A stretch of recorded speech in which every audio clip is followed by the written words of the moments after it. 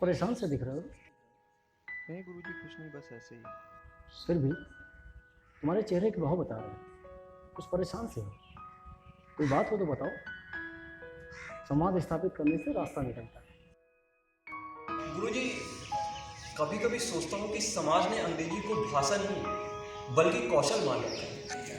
हम लोग अंग्रेजों से तो आज़ाद हो गए, लेकिन उनकी भाषा, उनकी संस्कृति, उनकी परंपरा के आज भी गुलाम बने हुए हैं। गुरुजी, क्या इसी आज़ादी के लिए क्रांतिकारियों ने इतना लहू बहाया, इतनी कुर्बानियाँ दी? बस यही सोचता हूँ तो कभी कभी बहुत सोच में पड़ जाता हूँ। ऐसा मत सोचो बस, जरूरी नहीं है कि जैसा तुम सोचते हो वैसा ही हो।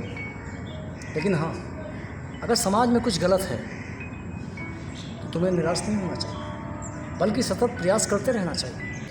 हाँ, ये बात तो आप सही कह रहे हैं।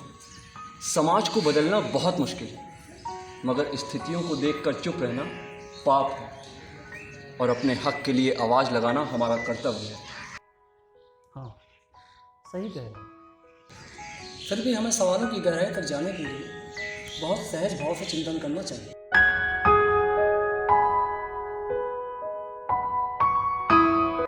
Good morning, sir. क्या हाल है बेटा? Good. And happy independence to both of you.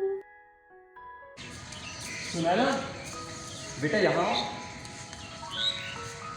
तुमने जो अभी बोला है, इस बात को तुम हिंदी में नहीं कह सकती, क्योंकि तुम जो बोल रहे हो ये हमारी राष्ट्रभाषा नहीं है, और हमारी भाषा तो... No, my mother and teacher said, do not speak in Hindi, otherwise she will beat me.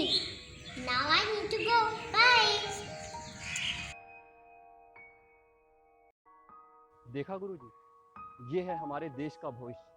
जब इनके अभिभावक और अध्यापक इन्हें अपनी राष्ट्रभाषा से नहीं जोड़ पा रहे हैं, तो हमारी आने वाली पीढ़ियों का यही हाल है। मैं तो कहता हूँ गुरुजी, अंग्रेजी सीखना अच्छी बात है, लेकिन हिंदी से कट कर नहीं। ये इन्हें हमारी संस्कृति से काट देता है, समाज से काट देता है। नहीं मिस, समाज से ही नहीं काटता है, बल्कि लोग अपनी मिट्टी से जुड़ भी नहीं पाते। अगर हमारे बच्चों को हमारी भाषा, हमारी संस्कृति, हमारी परंपरा से जोड़ा गया होता, तो शायद हमारे देश का इतिहास कुछ और ही होता।